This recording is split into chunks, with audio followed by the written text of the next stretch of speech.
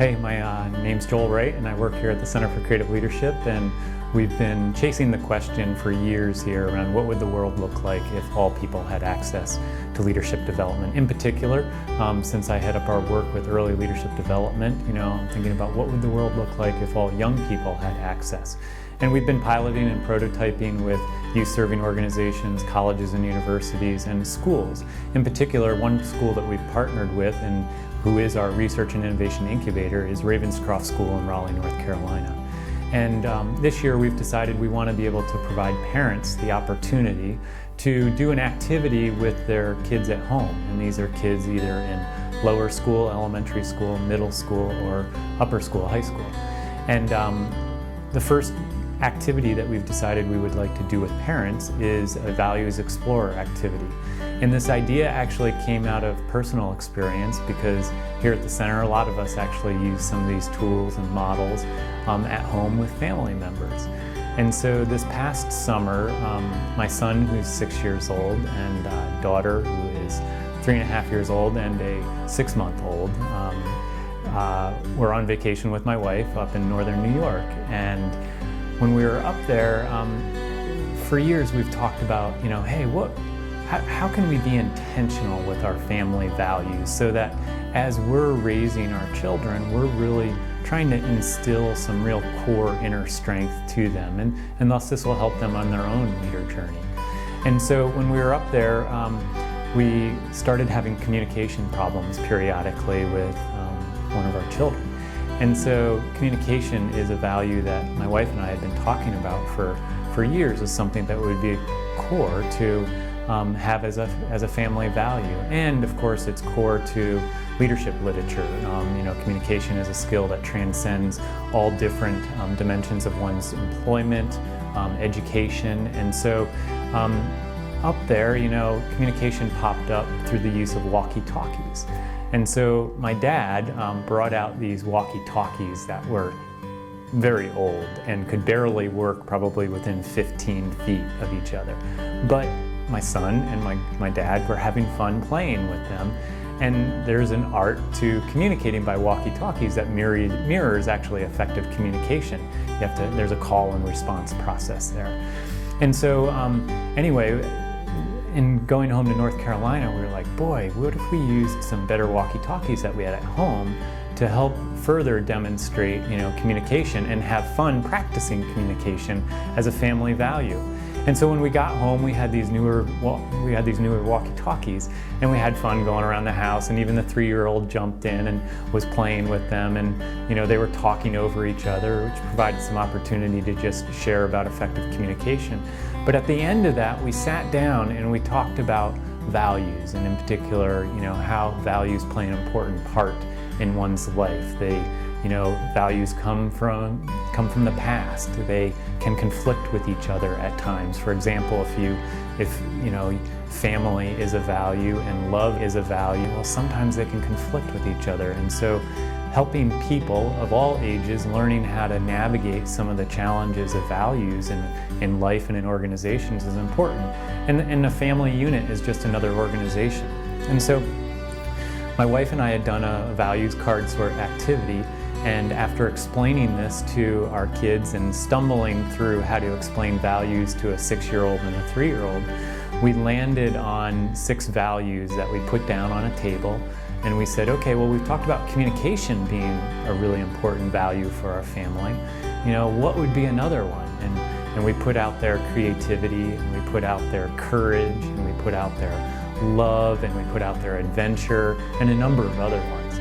And we let the kids choose what would be number 2 value in the family. And they both selected love.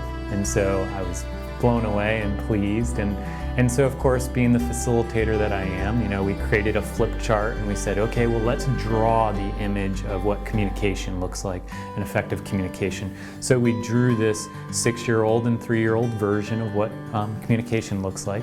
And then we actually drew what the value of love looks like, and the kids decided to draw 2 people hugging each other. And so anyway, we talked about the interplay between communication and love, and how do you communicate effectively through love. not hitting and doing other things. So anyway, the real power in this is that a week later, my son came home from his first grade class at school, and he had been doing some project at work, and he must have finished early or had some doodling time or something. And what came home on this piece of work on the flip side was his drawing of communication and love. And so I'm like, oh, this is awesome. It landed, it really hit with my son who's 6 years old.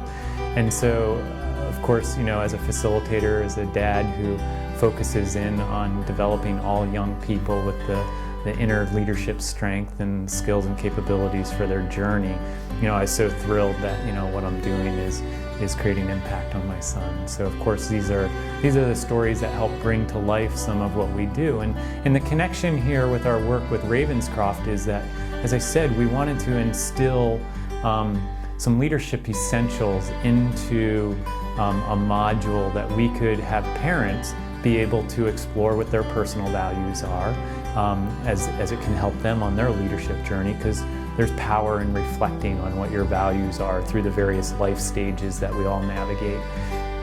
So, there's also power in assessing, well, okay, how do my values align with my partner's, right? And what are the intentional values that we want to create within our family? And so, anyway, we designed a module for Ravenscroft and got some feedback from Ravenscroft on the design of it. And then we piloted it with 58 parents from upper school, lower school, middle school, and unanimously everyone in there spoke to the value about the impact that it had on them personally and how they could see it as a tool to use as they take home and explore what values they want in their family with either teenagers or middle school students or even elementary school students. And of course, questions that come up about this module are always, okay, well, boy, when's the right time to do something like this? And that's where you really got to lean on your own intuition and figure out when is the right way that you can integrate this into a conversation, because sometimes when it's just forced on top, it can be a real challenge there. And so anyway, we had a great conversation and dialogue with this group of parents and Ravenscroft staff about how this can really serve them and allow the parents to be a partner with Ravenscroft's Lead From Here initiative that they have, and how they're really working to develop all of their students as citizen leaders. And so this is a great example of what's possible, and it's a thrill and an honor for me and the team to really be working on this, because when we think about the question, what would the world look like if all young people had access to this? Schools is one place where you can really reach all young people. But what's magical about what's happening at Ravenscroft is we're working with them to really develop a systemic approach to this. So what's a common leadership philosophy? What's the common leadership framework? And who are all the stakeholders that are important to developing these students? So it's really important to get everyone on the same page. And we can have different values at home and at school, which is a great way to think about how a young person can begin to navigate the values, challenges, and choices that they're going to need to make as they go through their life. So thanks for the opportunity to share, and thanks for all those people that have been a part of the process.